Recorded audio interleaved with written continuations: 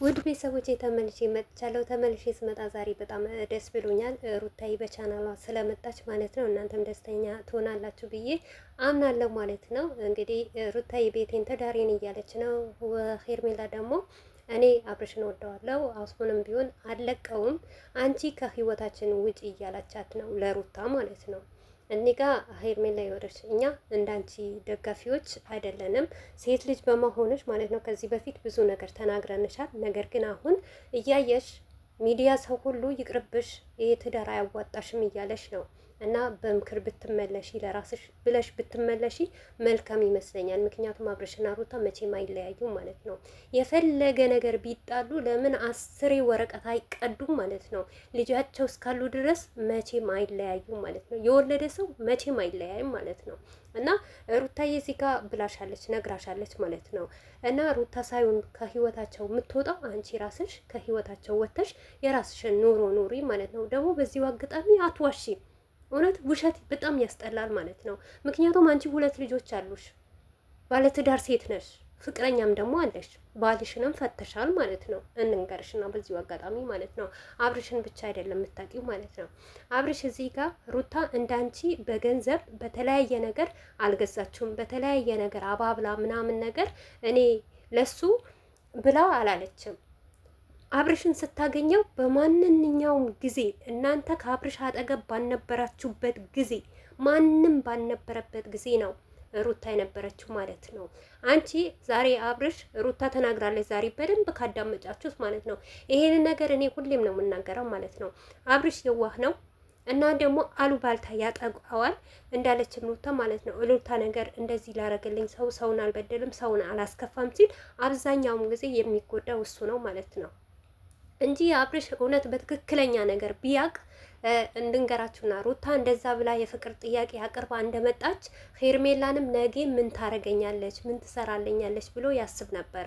ነገር ግን ይኸውልሽ ሄርሜላ ማለት ነው አትሳሳቺ፣ መንገድሽን አትሳቺ ማለት ነው።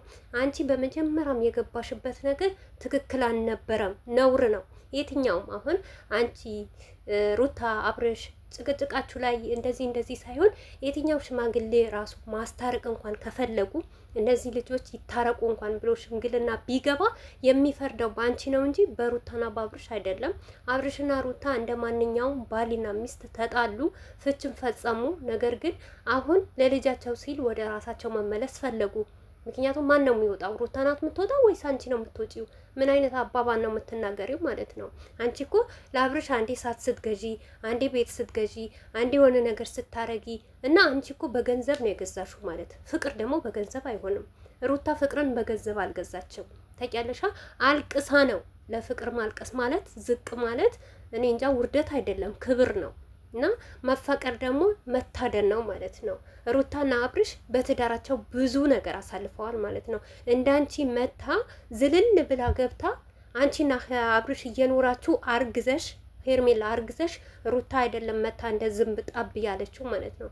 አንቺ ነሽ በእርግዝና ወቅት አንቺ ብታቂ ማስታረቅ አንድ ላይ መፍጠር ሩታ የፈለገ ነገር ብትሆን ማለት ነው። ነገር ግን አንቺ ባልዋን ይዘሽ እያሸሽ እየሳምሹ ገንዳ ለገንዳ ይዘሽ እየዞርሽ ገና እንደዚህ ኧረ ነውር ነው ሄርሜላ፣ ይደብርብሻል። ምክንያቱም ነገ ራሱ ይሄንን ነገር ዛሬ አንቺ አሸናፊ ሆነሽ አብርሽን ወደ አንቺ ቢመጣልሽ ብትጋቡ እንኳን ቢያፈቅርሽም ለምሳሌ ያክል ነገ በምን አይነት ተማምነሽ ነው የምትኖሪው?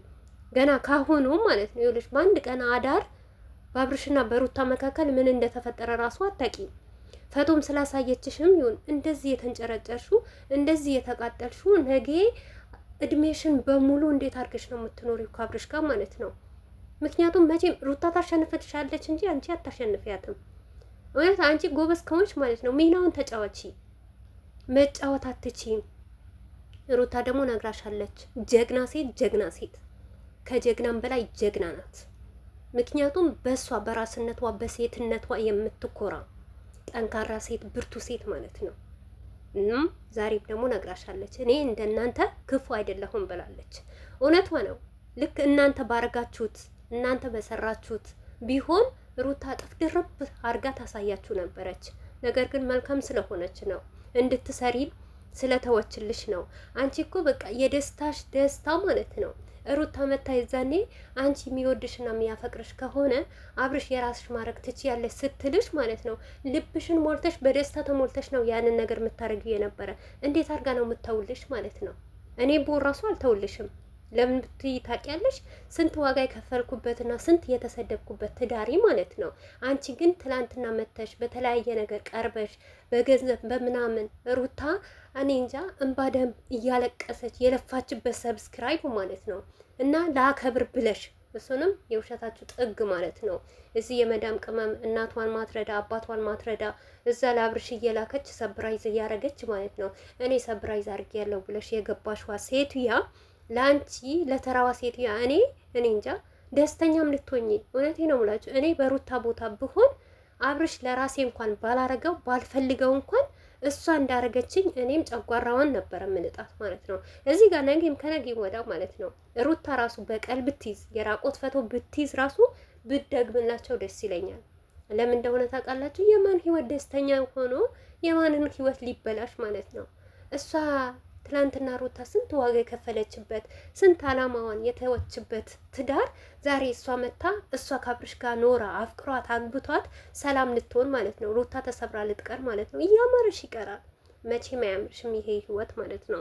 አብርሽና ሩታ ደግሞ መቼም አይለያዩም። ከምር አንቺ እውነት መልካም ሴት ከሆንሽ ለአብርሽ የምታዝኝ ከሆነ የምትጨነቂለት ከሆነ የእውነት የምታፈቅሪ ከሆነ ኦዲየንስ እያየች ነው አይደል? አብርሽና ሩታ መቼም አይለያዩም። አብርሽና ሩታ አንድ ላይ ሲመጡ ነው የምንወዳቸው። ምክንያቱም ከጥንት ሩታ ከመጣችበት ጀምሮ ማለት ነው አብርሽና ሩታ ሚዲያ ላይ የተወደዱ ሰዎች ናቸው። አሁን በአንዳንድ ነገር አብርሽ አንቺ በመምጣትሽ አብዛኛው ሰው አንቺ በመምጣትሽ ነው አብርሽን የጠላው ማለት ነው። ባለትዳር ወንድ እንዴት እንደዚህ ያደርጋል ሲባል ነው ማለት ነው። ስለዚህ ሄርሜላ ማለት ነው ካሁኑ ሩታ እንዳለችሽ ማለት ነው። ሩታ እንደውም ለአንቺ ሀሳቢ ናት፣ መልካም ሴት ናት ማለት ነው። ስለምታስብልሽ ነው በኋላ እንዳትጎጂ ካሁኑም መንገድ ለቀሽ ሂጂ እያለችሽ ነው ማለት ነው። እና ሄርሜላ ማለት ነው ሳትጎጂ ሳትሰበሪ ሴትነትሽን ይዘሽ በክርክር ሳይሆን ፍቅር በክርክር አይሆንም፣ በማሸነፍ አይሆንም። አሸንፈሽ ለራስሽ ልታረጊው ልታገቢው ትችያለሽ። ነገር ግን ነገ ደግሞ ለአንቺ የሚገጥምሽና ምን እንደሚመጣብሽ ስለማታቂ ሩታ እንዳለችሽ ካሁኑም የራስሽን ህይወት ብትኖሪ የራስሽን ነገር ብታሳልፊ አብርሽ እንኳን ቢወድሽ ቢያፈቅርሽ እንኳን አብርሽን አልፈልግም ብለሽ መውጣት ያለብሽ አንቺ ነሽ። ሩታ መታ ከባሌ ከኔ ህይወት ውጪ እስክትልሽ ራሱ መጠበቅ የለብሽም። ለምን ብትይ አይበጅሽም፣ አያምርሽም። እያማረ ህይወት አትኖሪም። ከምትበሳጪ ልብሽ ከሚሰበር ምን ነው አንቺ ወንድ ጠፋ እንዴ? በአብርሽ ላይ ብቻ ባለትዳር ወንድ ላይ መንጠልጠል፣ በዛ ላይ ልጅ ላለው ባለትዳር ለሆነው ሚስቱ ለምትፈልገው ሚስቱ ለምታፈቅረው ወንድ ዋጋ የምትከፊው ነገር እኔ ግራ ነው የሚገባኝ ማለት ነው። የፈለገም ስራም ይሁን ምንም ይሁን ሩታዬ ትችላለች፣ ጀግና ናት ማለት አንበሳ ናት። እውነት በጣም ነው